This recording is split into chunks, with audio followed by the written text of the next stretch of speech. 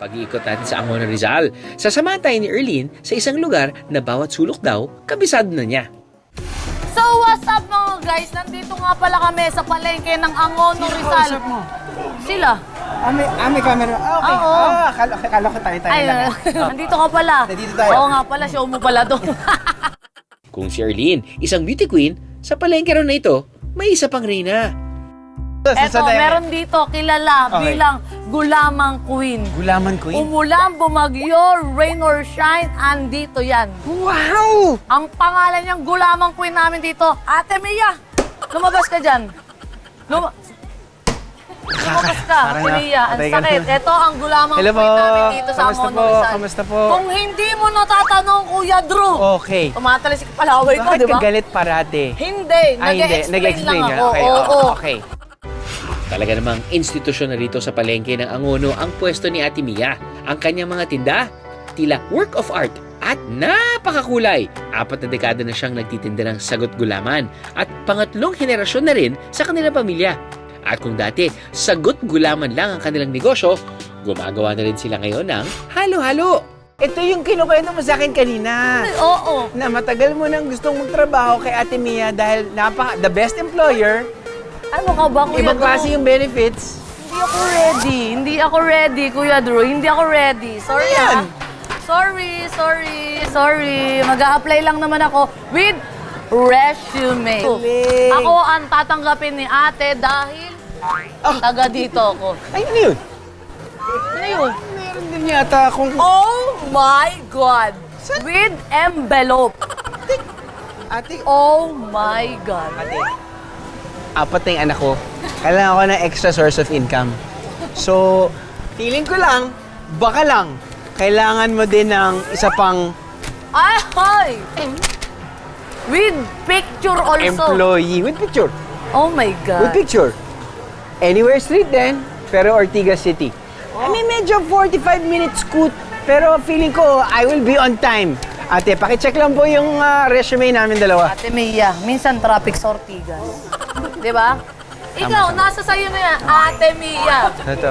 Kababayan mo nandito. Tama naman. Ang tatanong mo dito, pagalingan na lang. Pagalingan, palupitan. Palupitan. Saan galing yun? Bit-bit ko yan, Kuya Bit-bit Drew. mo yan? Sa sobrang excited ko. Oo. Bit-bit ko to. Bit mo yan?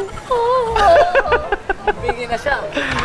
Oh my goodness. Ate, ano ba pwede namin magawa para lang talagang mapatunayan namin na kami yung pasok talaga sa trabaho na Ano ba kailangan mo? requirements? Kasi may mga ano yan eh. May requirements. Oo. Ano, kailangan pleasing personality. Pleasing person. Hindi galit, di ba po? Oo nga. Di ba, ma'am? Ma'am, ang ganda po ng kulay ng buhok niyo. Ate Mia, ang baby namin na yan. Ah, buju. Ang cute oh. Pleasing. Hindi baby si Ate Mia. Ay, Hindi, di ba? hindi. Ay, Ano ba po? Masipag. Masibag. Bili na! Pasok mga suki! Presyong DB Storya! 10-10! 20! Ang iba pa! naglilinis ako. Naglilinis. Oh my gosh! Binasican niya ako. Ano pa? Ano pa po? Magaling manghatak ng bayan. Pasok Ng buyer. mga suki! Challenge accepted, Ate Mia. Hatakan ng buyers baka mo. Ang task namin ni Erlene, humatak ng tig-3 customers na nakasuot ng kaparehong kulay ng mga suot namin. Saka namin sila gagawa ng halo-halo sa stall ni Ate Mia. Bieros ready? In 3, 2, 1. Let's do this. Labanan na ito ng strategy. Gusto niyo po ng 500 pesos. Kailangan ko lang po magbigay ng malapit na kulay. Punta lang tayo doon, ma'am. Okay lang po? Dito lang po, Nay. Iba naman ang diskarte ni Erlene. Pwede to no? Colorblind ako, pwede na to. Lumalabas ang pagiging competitive ni Erlene, ha? Dito tayo. Mali! Alam mo yung cameraman ko, hindi marunong sa patintero. Tara dito. Ito! Perfecto, guys! Perfect! Habang naghahanap pa si Erlene ng customers niya, nakumpleto ko na ang akin. Well, habang nag-explain yung producer ko, no? Naghahanap na ako ng kakulay kung mga bumibili dito. Or actually, may mga iba nagbebenta din eh. Sinabi ko, ate, may 500 pesos para sa'yo. Sama ko hindi. 500 pesos, sama ako. So feeling ko, dun sa stage 1, panalo tayo.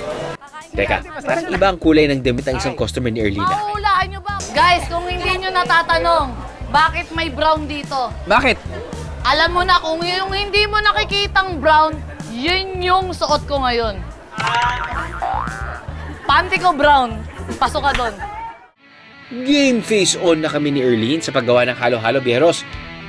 Kuya, tamabi ka dyan!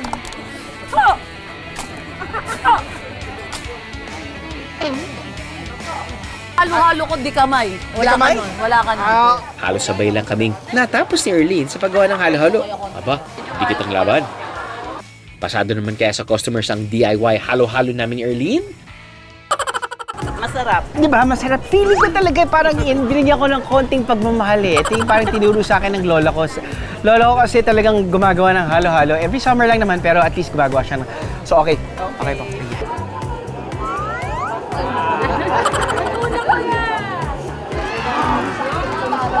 Pero kahit pa-approve sa aming customers, si Ate Mia pa rin ang may final say. Actually, di ako nangangailangan ng tindera. Sorry. So, walang pumasa. Walang pumasa po. So, yung ginawa po namin kanina, Deleted yun. wala pong... Kwenta. Wala pong kwenta. Ganun pala. Pagtapag mo lang kami. Ano ba, Ate Mia? Ginagalang kita kanina. Huwag tiga dito ka. Nagdadala lang ako. Hindi ako tiga dito. Ikaw, Ate Mia. Wala, kababayan ko. Kababayan. Oo. Andali. Ngayon, dalawang mapanakit pala kayo. Hindi po. Wala mang natanggap sa amin ni Erlene, katuwang naman ni Ate Mia ang kanyang mga anak sa pagtitinda. Na siya rin daw, tagapagmana ng napakakulay nilang negosyo. I am the meeting is a BIA. All you gotta do is just subscribe to the YouTube channel of GMA Public Affairs and you can just watch all the behind the show episodes all day, forever in your life. Let's go! Yeehaw!